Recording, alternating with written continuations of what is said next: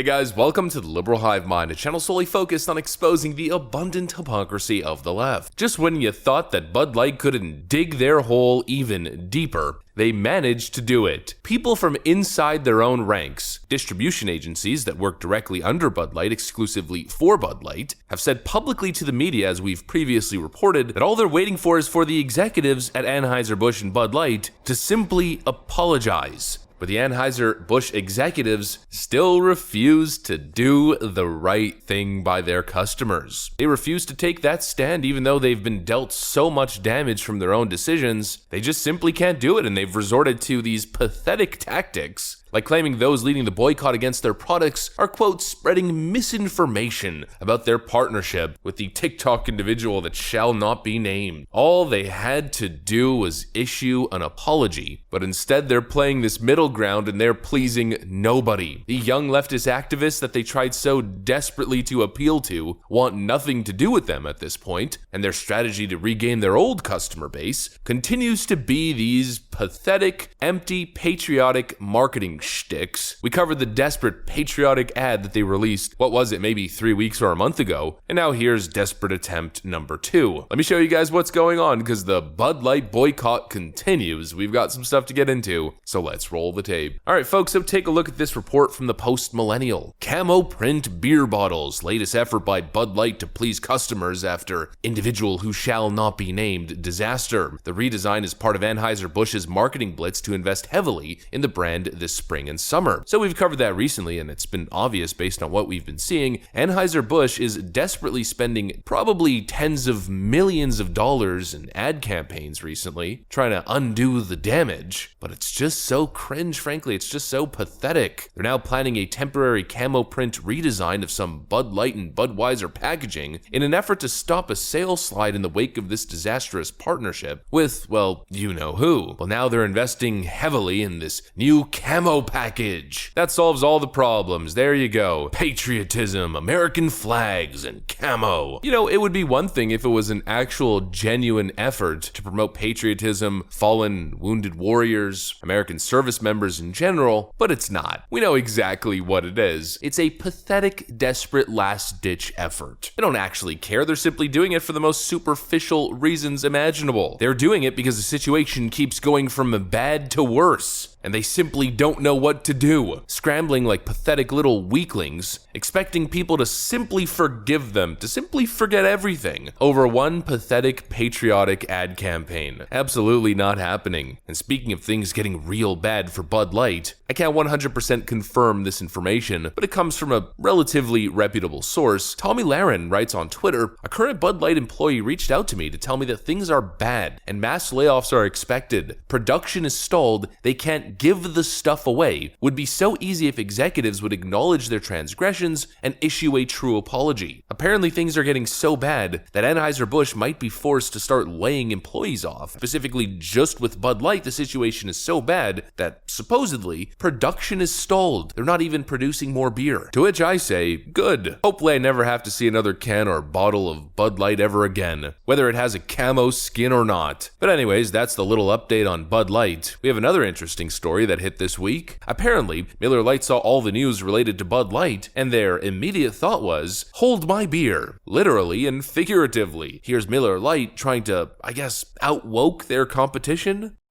Here's a little known fact. Women were among the very first to brew beer ever. From Mesopotamia to the Middle Ages to colonial America, women were the ones doing the brewing. Centuries later, how did the industry pay homage to the founding mothers of beer? They put us in bikinis. Wow. So today, Miller Lite is on a mission to clean up not just their shit, but the whole beer industry's shit. Miller Lite has been scouring the internet for all this shit and buying it back so that they can turn it into good shit for women brewers. Literally, good shit. How, you ask? Ladies, take it away. First, we turn the bad shit into compost. Then we feed compost to worms. Push out beautiful fertilizer. That good shit helps farmers grow quality hops, which is then donated to women brewers to make their own really good shit. But there's definitely more shit out there. In your attic, in the garage, in your parents' basement. Send any shit you got into Miller Lite, and they'll turn that into good shit too. Oh.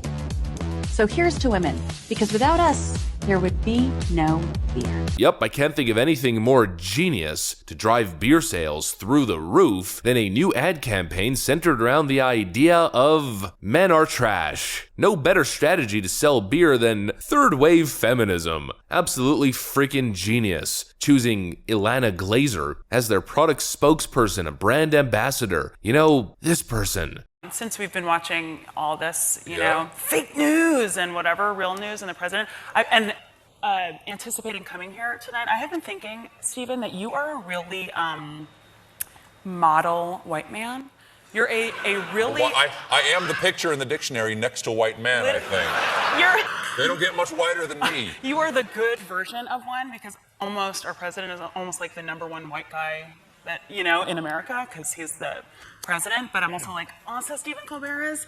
You've just been revealing yourself to us over the years in the way. I've been watching Strangers with Candy lately, and you've just been revealing yourself in a sincere way. My brain hurts. And the funny thing is that most of the sales that Bud Light was losing, we've been tracking. A lot of the loss in Bud Light volume has translated to an increase in Miller Lite sales. Well, I don't know how long that's gonna last. It seems like there's only one company left at this point, one company that isn't doing this DEI equity nonsense, and it's Yuengling. And I have to admit, I've never really given Yuengling a fair shot. But ever since these beer boycotts have started, I've been buying the product and I've been pleasantly surprised. It's pretty damn good. And I've done my research. I want to support companies that aren't feeding into the woke DEI crap. I can't find any evidence of Yuengling participating. And I'm learning now that the beer is actually called Yuengling, or something to that effect. I know it's really important to pronounce things absolutely perfectly at all times on the internet, so my apologies to those that I may have offended. But basically the point that I'm trying to make is that it's important to make good consumer decisions, to support companies that you're compatible with in terms of ethics and values. You know, I think this goes beyond cancel culture. It's just an educated consumer decision. My personal belief is that intersectional feminism, these DEI projects, are inherently discriminatory, and I'd even argue go to the extent of being evil. That's my opinion, and so it's quite simple for me. I'm not going to support companies that are buying into this kind of ideology. It's really that simple. It's not cancel culture. Cancel culture is sending a pitchfork mob